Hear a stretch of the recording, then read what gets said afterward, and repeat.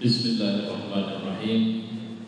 Assalamualaikum warahmatullahi wabarakatuh. Alhamdulillahirabbil alamin. Wassalatu wassalamu ala asyrafil anbiya'i wal mursalin nabiyyina Muhammadin wa ala alihi wa sahbihi ajma'in. Qala Allah fil Qur'an, a'udzu billahi as-sami'il 'alim minasy syaithanir rajim. Inna hadzal Qur'ana yahdi lillati hiya aqwam wa yubashshirul mu'minina alladziina ya'maluna as-salihati anna lahum ajran kabira wa anna alladziina la yu'minuna bil akhirati a'tadna lahum 'adzaban alima. Shadaqallahu wa shadaqa rasulullah.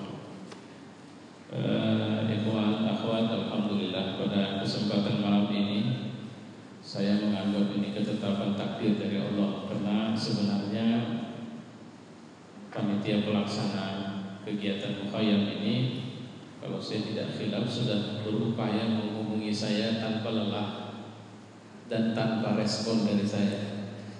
Jadi beberapa orang mencoba untuk melibatkan saya kemarin, kalau saya tidak khilaf, untuk acara di pembukaannya. Tapi alhamdulillah akhirnya saya bisa di hari terakhir ini kan? Malam terakhir untuk memberi tausiah di seputar judul yang unik tadi itu. Saya sebenarnya tidak merasa layak, makanya saya tidak menjawab. Disebut juga kesibukan saya untuk mengisi acara mukhayyam ini.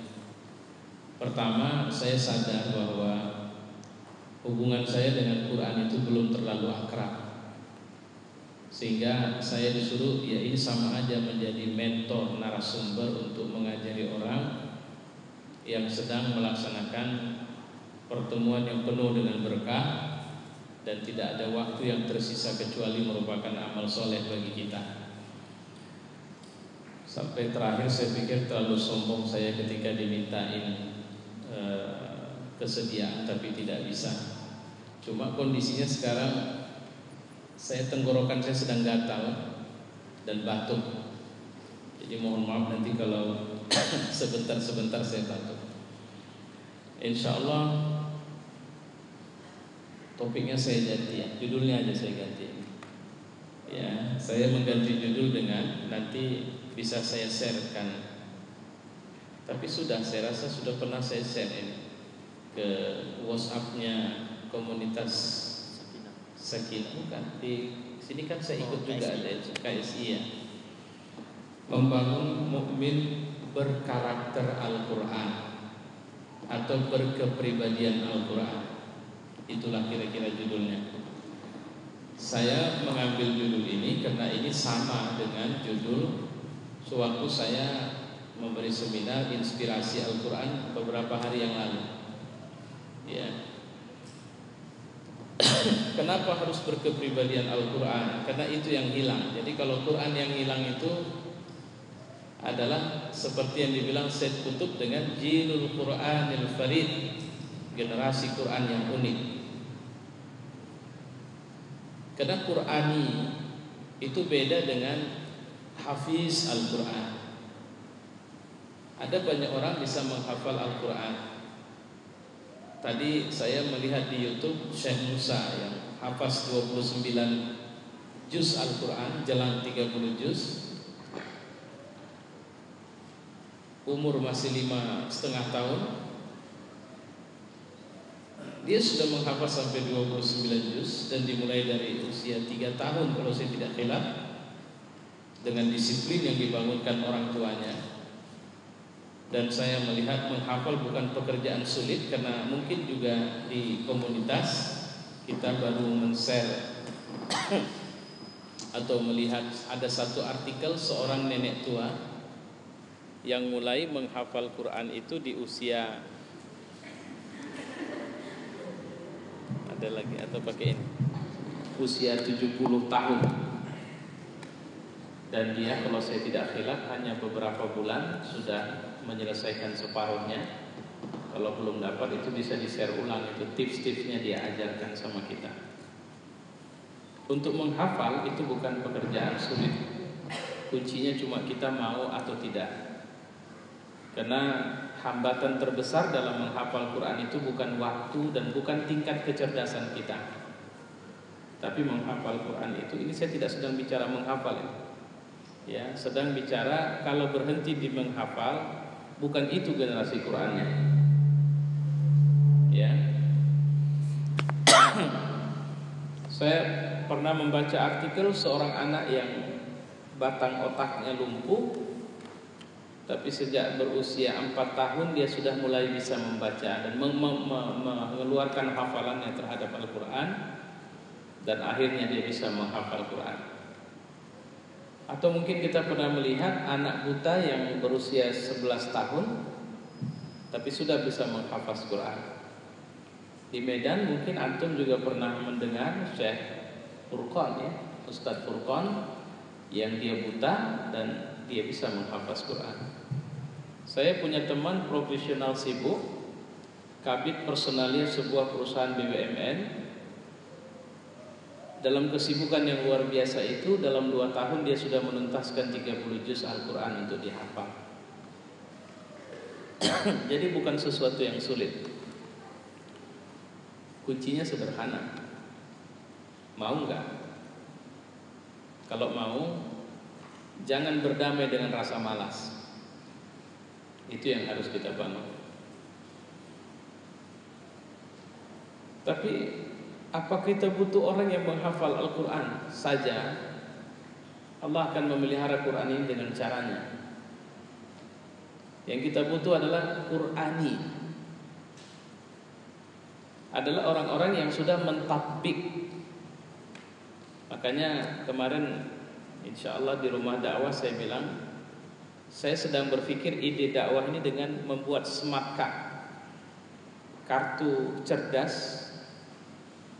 Yang di smart card itu dia, kalau seperti ceramah begini, masing-masing pegang, buka kartu pertama, dia akan baca ini yang kita bahas.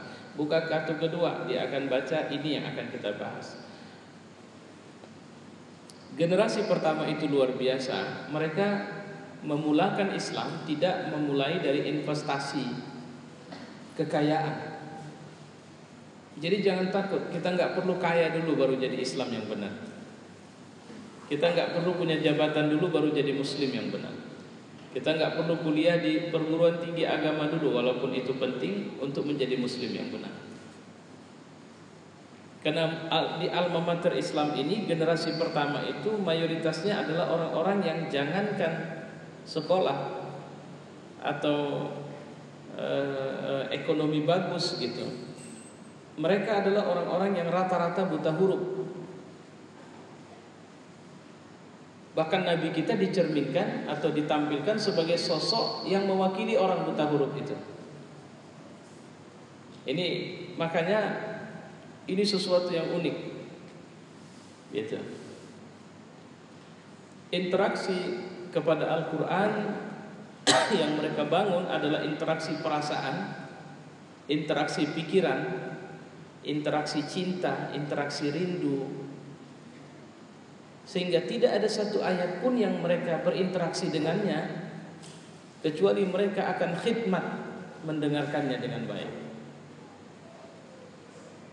Ya, makanya tadi indah sekali sebenarnya ketika qari kita membaca Al-Quran itu langsung bisa, tadi nampil nggak? Dia nampil ayatnya dengan translate-nya maksud saya, sehingga kita khidmat. Karena seperti seorang kekasih yang membaca surat cinta dari kekasihnya, seperti seorang istri yang merindu suaminya yang belum pulang dan membaca SMS suaminya, gitu. Itu yang saya maksud dengan khidmat tadi. Satu hal yang membuat kita harusnya merasa luar biasa dengan Al-Quran ini adalah ternyata Allah tidak turunkan Quran itu bertahap. Atau tidak, kalau mau dibilang dibuat, tidak dibuat bertahap. Jadi ada peristiwa Allah buat tim atau ngeracik ayat apalah ya selanjutnya nih, maka dikeluarkan, turunkan. Tidak. Ayat ini sudah selesai, 30 juz itu sudah selesai waktu Nabi menerima 5 ayat pertama. Udah tuntas. Dari Lauh Mahfuz ke langit dunia sudah 30 juz Al-Quran. Dari langit dunia munazzal ala qalbi Rasulullah itu bertahap. Dan proses pentahapannya selesai dalam lebih kurang 23 tahun. Nah, pelajarannya apa yang kita dapat dari situ? Pertama, jangan la raiba fi. Jangan ragu lagi dengannya. Karena Al-Quran ini dirancang oleh zat yang dia sudah merencanakan atau membuat rancang bangun kehidupan manusia sampai hari kiamat. By design manusia hidup dalam konteks Quran.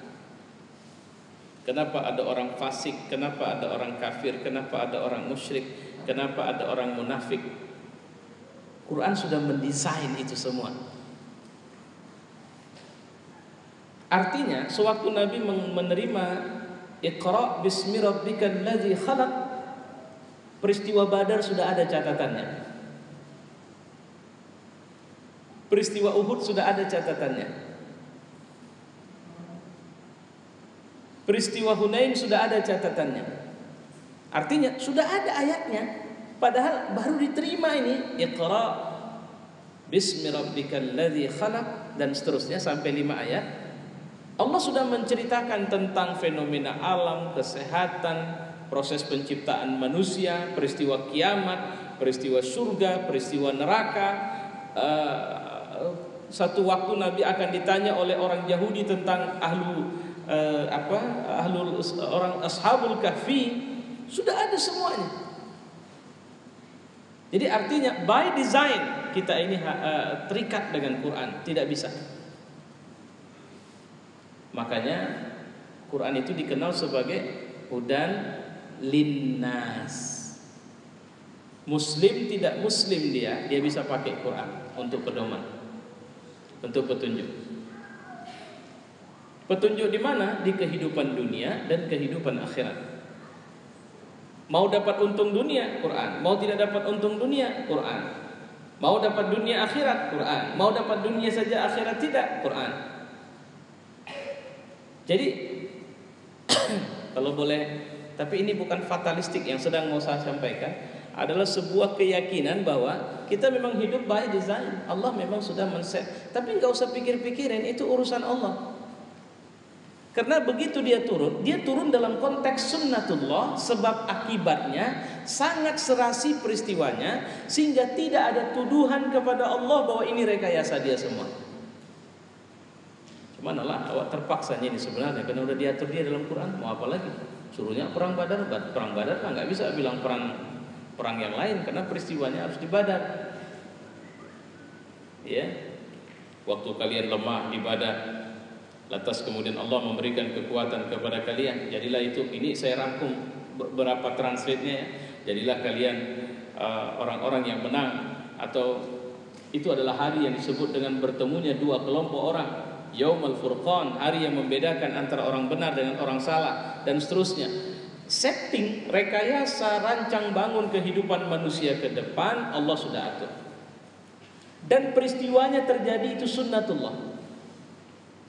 Kalau kita bilang ke belakang, kira-kira kesertaan kita di pertemuan ini dalam 5 hari di sini itu by design-nya Allah atau kita sendiri yang merancang itu semua? Allah.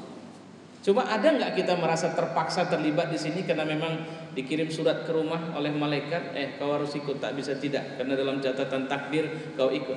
Tidak. Jadi maka tidak ada yang bisa menyaingi rancangan Allah ini. Karena ketika dia harus memasuki sebuah peristiwa, dia akan masuk ke peristiwa itu dalam bentuk sunnatullah, adanya kausalita, adanya sebab akibatnya. Tapi dengan keyakinan ini seharusnya kita melihat bahwa saya sebenarnya sedang mencoba mengenalkan cara berimannya generasi pertama sama Quran. Ini yang mau saya coba jelaskan. Sehingga la khaufun alaihim wa la hum yahzanun. Dalam ayat 1 ayat antumul a'launa in kuntum mu'minin. Itu penegasan-penegasan yang dibuatkan Allah, sehingga begitu mereka melakukan transaksi kepada Rasulullah untuk menerima Islam, mereka tahu betul bahwa jika mereka menginginkan posisi terbaik seperti yang dibilang Quran, maka mereka harus ikut panduan Al-Quran, tidak lepas satu mili pun. Jangan lupa ya, panduan dalam hidup mereka. Akhirnya mereka berjalan dengan rekayasa, rancang bangun, siasat perubahan yang diatur oleh Quran itu. Dan sunnatullah berlangsung. Sunnatullah ini sederhana. Sebuah kejayaan akan tilkal ayyam nudawiluha bainan nas. Demikianlah hari kami pergilirkan di antara manusia. Kita pernah jaya, kemudian kita jatuh, kita naik lagi, kita jatuh. Itu bisa dilihat dengan rasional. Dan Quran memberikan panduan-panduan yang lebih. Makanya manusia Qurani hakikatnya adalah manusia yang menginstalasi Quran dalam kepribadian mereka, sehingga mereka sangat berwibawa di hadapan manusia lain. Kita kalau nengok orang masuk pakai double brace kemari, baru kesannya berwibawa. Kenapa? Karena kita bukan Qurani. Pernahkah kita merasa bahwa mereka adalah orang-orang luar biasa ketika mereka disiplin sebelum datangnya waktu azan subuh, mereka sudah di masjid, sementara mereka bukan siapa-siapa di komunitas masyarakat mereka? Pernahkah kita melihat atau menyadari bahwa itulah orang-orang luar biasa kita hari ini? Kalau kita tidak bisa mampu mendetek itu, maka kalau begitu kita bukan seorang manusia Qurani. Qurani maknanya adalah dia terstruktur, tersusun atas panduan Al-Quran, baik diamnya, baik bicaranya, baik sedihnya, baik senangnya, baik semuanya. Itu yang harus kita garis bawahi pertama. Makanya harga kita mahal. Apa harga kita? Harga diri kita ini apa sebenarnya? Surga. Itu kenapa Bilal gak mau ganti lagi agamanya.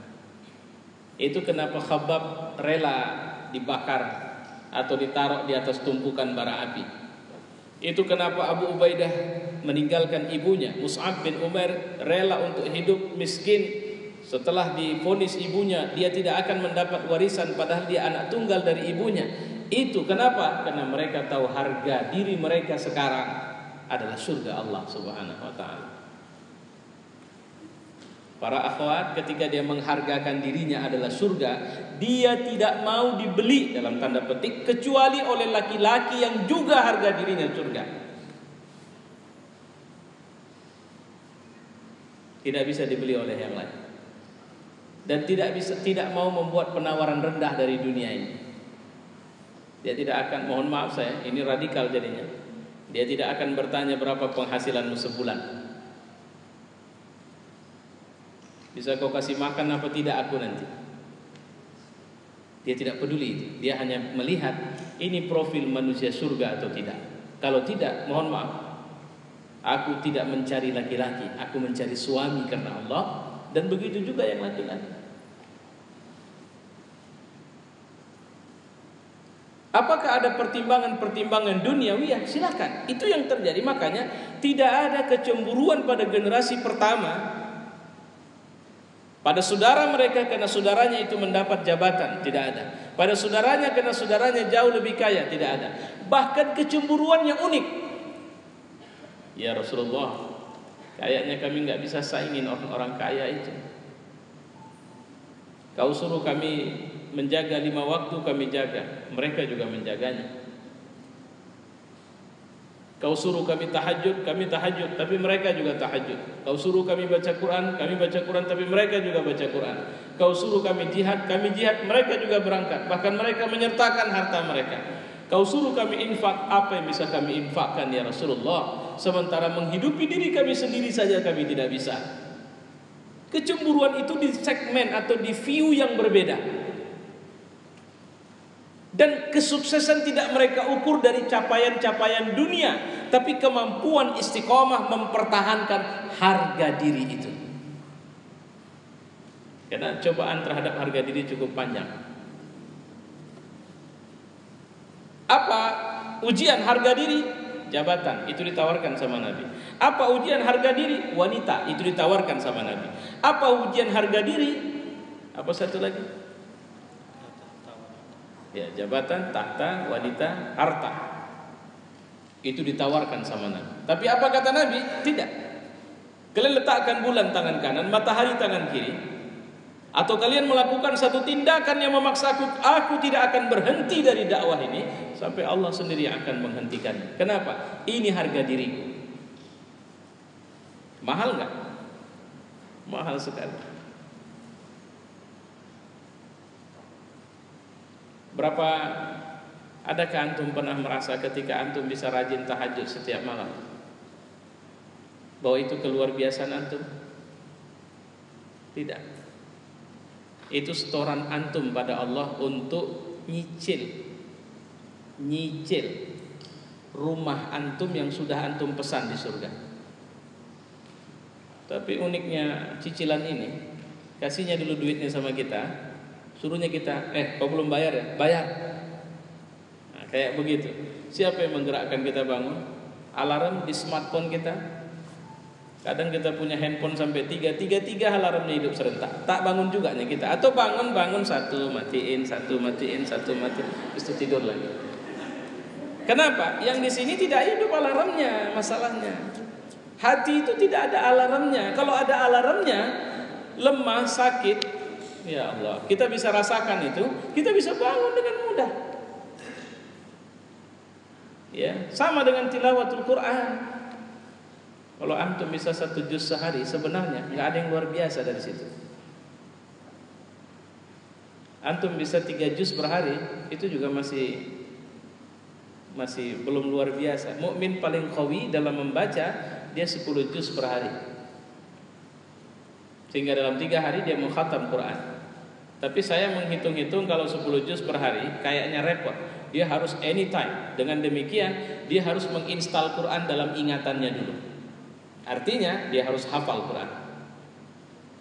Kalau enggak, karena kita tidak bisa sambil ya.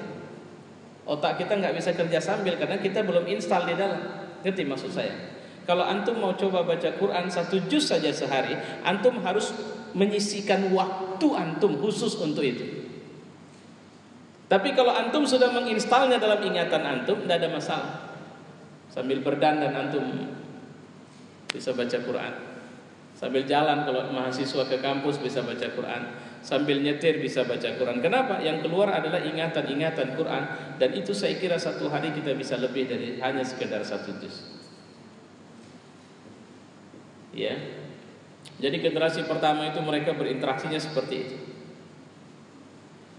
Pertama mereka meletakkan harga diri mereka. Dan mereka tahu bahwa harga diri itu hanya bisa dirawat dengan Al-Quran, tidak dengan yang lain. Kalau tadi mencari Quran yang hilang, itulah dia.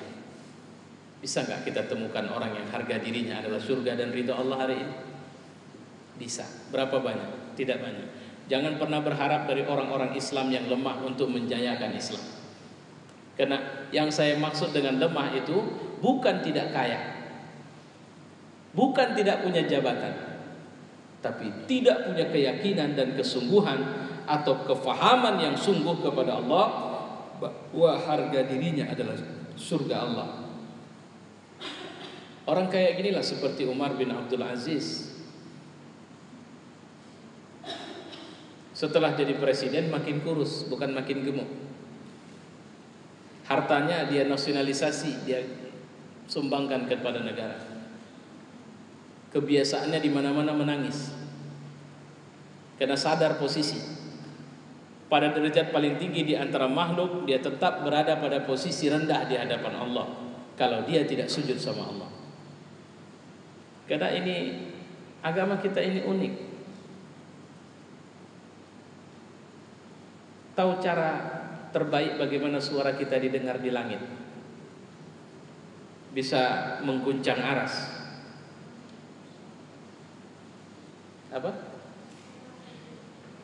Saya tadi kurang ada dengar saya. Coba kuat apa? Berdoa di sepertiga malam. Tapi yang paling tepat adalah semakin tunduk dan berbisik kita di saat kening kita ini sejajar dengan posisi kaki kita, saat itu kita sedang pada volume tertinggi untuk didengar di langit. Coba carikan frekuensi kayak gini sama saya. Bagaimana supaya lebih stabil frekuensi?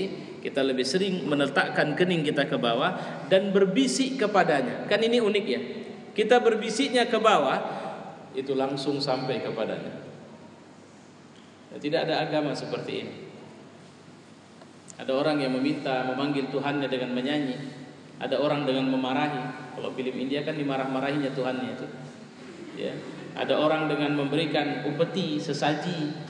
Setiap dia mendatangi Tuhannya, dia harus membawakan sesaji. Ya, kalau kita tidak.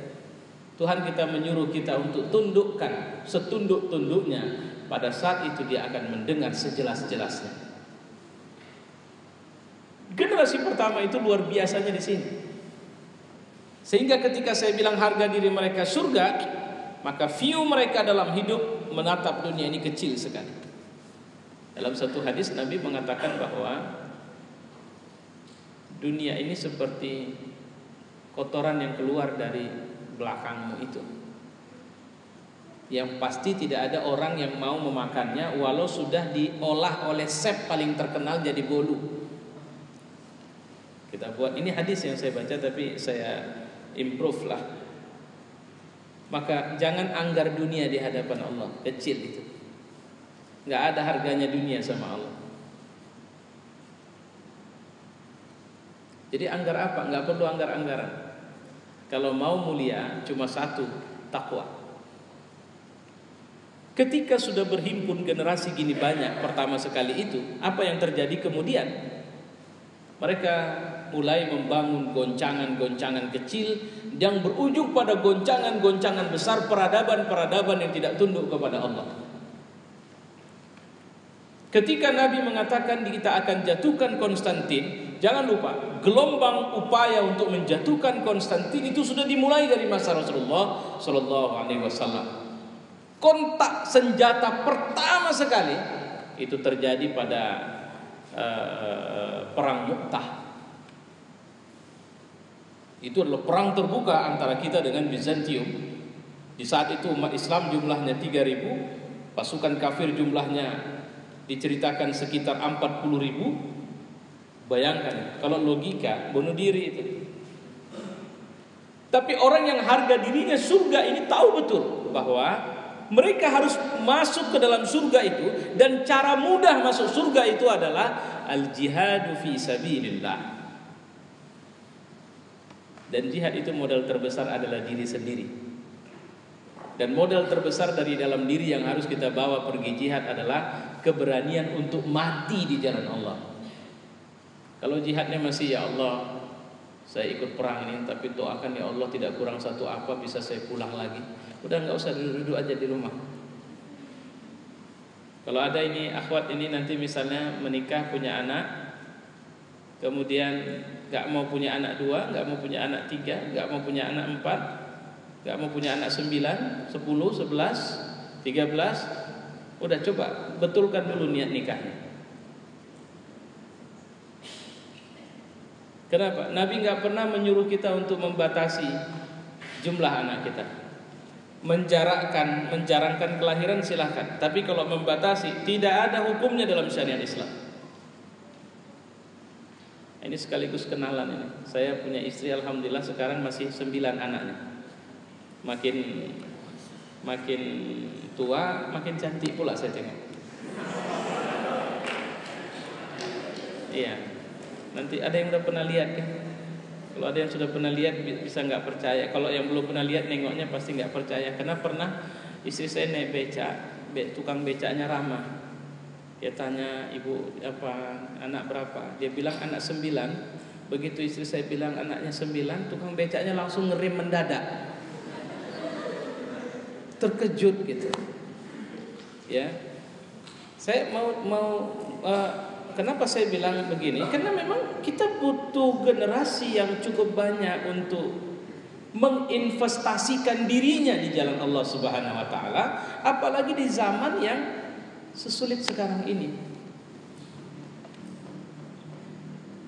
Kenapa Islam tidak bisa berjaya? Jawabannya kita udah tahu itu. Apa? Kita tidak bersama Quran lagi. Qardawi mengatakan Israel itu bisa jajah Palestina karena bersama mereka ada Taurat, dan every time mereka mengatakan inilah kami adalah orang Yahudi, dan mereka tidak mau merusak semua tatanan keyahudian mereka. Sementara kita umat Islam, kita lemah, hubungan kita sama Quran lemah. Kalaupun kita berhimpun sebegini banyak orang, masih ada jutaan orang Muslim di luar sana yang tidak baik hubungannya dengan Quran. Kemarin saya lihat satu televisi, salah satu gerakan Islam, ustadznya ceramahnya begini. Saya ngomong sama seorang teman dari BPS, data BPS bahwa setiap 10 orang yang berangkat haji, 5 orangnya tidak bisa baca Quran. Jadi separuh yang bisa baca Quran. Yang dimaksud baca itu membaca Al-Quran. Rata-rata kan bawa Latinnya. Kenapa? Proses pembodohan terhadap Al-Quran adalah cara paling strategis untuk menghancurkan militansi kita. Dan kenapa mereka kampanye habis-habisan dengan cara memunculkan sosok Muslim yang menakutkan itu? Jawabannya sederhana. Karena mereka tahu di situ rahasia kekuatan kita, sementara kita pun sudah tidak tahu. Ada brainwashing, ada upaya untuk memisahkan kita, ada upaya untuk membuat kita jadi takut dengan Islam sendiri. Ya, antum bisa aja di rumah nanti orang tua ketika mulai aktif kita berkegiatan agama, orang tua anak nggak usah lah aktif-aktif, tiba-tiba ikut ISIS pula kau nanti, atau ikut kelompok-kelompok teroris dan sebagainya. Orang tua resah, masyarakat resah. Dan kenapa keresahan itu muncul? Itu bahagian dari propaganda yang terus-menerus dilakukan untuk menjauhkan kita dari militansi kita terhadap Islam ini. Dan tidak ada cara membangun militansi itu kecuali dengan interaksi dengan Al-Quran. Itulah kenapa Ribi'i bisa tegak, bisa diskusi dengan Rustum. Itulah kenapa Khalid bin Walid bisa bicara enak dengan panglima perang Rum. Kalau kau pergi ke langit, melarikan diri, ku kejar kau ke langit, kata Khalid, pakai kudaku ini. Begitu ketemu, ku ajak kau tunduk kepada Allah. Jika kau berlari ke dalam perut bumi, aku kejar kau ke sana sampai kau mengucapkan tidak ada Tuhan kecuali Allah. Apakah ini pemaksaan? Ucapan tidak ada Tuhan kecuali Allah adalah ucapan yang menunjukkan harga diri seorang manusia di depan makhluk. Kenapa saya bilang demikian? Karena Tuhan, ketika Tuhan itu Allah, seorang tidak akan membeli jabatan dan kesenangan hidup dengan makhluk. Dia tidak mau. Karena dunia ini sebentar. Maka jangan heran kalau sahabat itu unik-unik mereka. Ikut perang, ada yang ngambil mahkota Persia, dia masukkan ke bajunya, dia antar ke khalifah. Karena dia pernah dengar Rasul mengatakan mahkota ini akan diserahkan kepada si Suraqah. Ingat kisah Ikrimah? Bukan Ikrimah, Ikrimah di saat dia menjelang kematiannya, pada saat itu dia kan ini orang yang sudah divonis hukum mati ini oleh Rasulullah. Dan ini salah satu orang yang masuk Islam belakangan setelah Fathu Makkah. Ini anaknya Abu Jahal. Gengsi bapak dia jaga sampai Nabi SAW masuk ke Mekah. Lantas setelah dia Muslim, dia adalah salah satu dari 5 orang yang syahid dengan cara yang luar biasa. Jadi biasa pasukan tempur sudah terluka dibawa ke belakang. Biasa orang kalau haus sekali minum. Pada saat dia mau minum, ada sebelahnya itu mengeraung-raung juga kehausan, antarkan minuman ini ke sana. Yang sana mau minum juga begitu. Begitu giliran orang terakhir juga begitu, antarkan kepada Ikrimah. Kulihat dia sangat kehausan. Begitu datang ke Ikrimah sudah syahid. Semua mereka syahid karena mengedepankan saudaranya. Ini orang yang punya harga surga. Ya. Saya tidak bisa mengajari antum harus mulai dari mana.